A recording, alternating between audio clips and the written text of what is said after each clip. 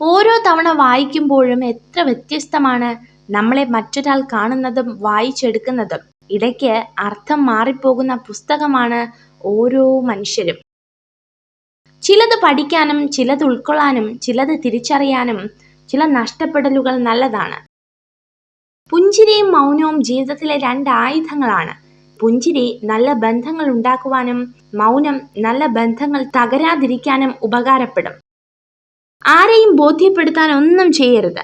കാരണം അവരൊന്നും ജീവിതാവസാനം വരെ ഉണ്ടാകണമെന്നില്ല. നമുക്ക് ശരിയെന്ന് തോന്നുന്നത് ചെയ്യണം. മറ്റു പലർക്കും അത് തെറ്റായി തോന്നിയേക്കാം. എന്നാൽ അത് നമ്മുടെ കുറ്റമല്ല. പ്രതികരണം എന്തായിരിക്കുമെന്നോർത്ത് പറയേണ്ടത് പറയാതിരുന്നാൽ പിന്നീട് പറയാൻ ജീവിതം അവസരം തന്നെന്ന് വരില്ല. പ്രതികരിക്കേണ്ടടുത്ത് പ്രതികരിക്കുക തന്നെ വേണം.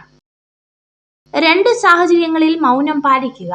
ഒന്നും പറയാതെ തന്നെ മറ്റൊരാൾക്ക് നിങ്ങളുടെ മനസ്സിലാകുമ്പോഴും നിങ്ങളുടെ വാക്കുകളിൽ നിന്ന് നിങ്ങളുടെ മാനസികാവസ്ഥ മറ്റൊരാൾക്ക് മനസ്സിലാകുന്നില്ല എന്ന് തോന്നുമ്പോഴും. നിങ്ങൾ അർഹിക്കുന്നതിനേക്കാൾ കുറഞ്ഞ ഒന്നിനും ഒരിക്കലും പരിഹാരം കാണരുത്. അത് അഹങ്കാരമല്ല, അഭിമാനമാണ്.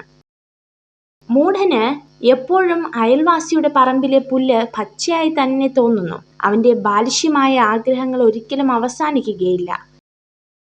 ഏറ്റവും മികച്ച പോരാളികൾ ദേഷ്യപ്പെടാറില്ല. ശാന്തത പാലിക്കാനുള്ള കഴിവ് ആത്മബലത്തെ സൂചിപ്പിക്കുന്നു. ദേഷ്യം ചിന്താശേഷിയെയും സന്തോഷത്തെയും നശിപ്പിക്കുന്നു. ജീവിതം ചെറുതാണ്, സമയം പരിമിതമാണ്.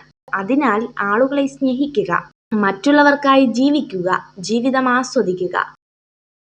ചെയ്യുന്നതെല്ലാം നല്ല മനസ്സോടെ ചെയ്യുക, പകരം ഒന്നും ആഗ്രഹിക്കാതിരിക്കുക. ജീവിതത്തിൽ നിരാശരാകേണ്ടി വരില്ല. ഉയരങ്ങളിൽ എത്തുമ്പോൾ ഉറ്റവരാകുന്നവരല്ല ചേർത്ത് പിടിക്കേണ്ടത്, താഴ്ചകളിലേക്ക് വീഴുമ്പോൾ താങ്ങുന്നവരെയാണ്. ദരിദ്രന്റെ മുന്നിൽ വെച്ച് നിങ്ങളുടെ സമ്പത്തിന്റെ മഹത്വം പറയരുത്.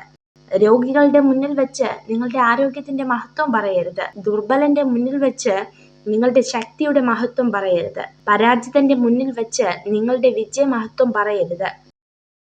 നിങ്ങൾ മറ്റുള്ളവരെ അളക്കാൻ ഉപയോഗിക്കുന്ന അതേ അളവുകോൽ കൊണ്ട് തന്നെ മറ്റുള്ളവർ നിങ്ങളെയും അളക്കുമെന്ന് ഓർക്കുക. എപ്പോഴും എല്ലാവർക്കും നന്മ മാത്രം ചെയ്യുക. ഒരു സ്ത്രീയെ പുരുഷൻ എപ്പോഴും ഓർക്കുന്നത് അവൾ ഏറ്റവും പ്രിയപ്പെട്ടവർ ആയതുകൊണ്ടാണ്.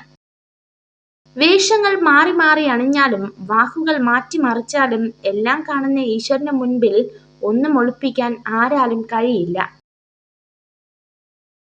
നിങ്ങൾ ഈ വീഡിയോ കണ്ടതിന് നന്ദി.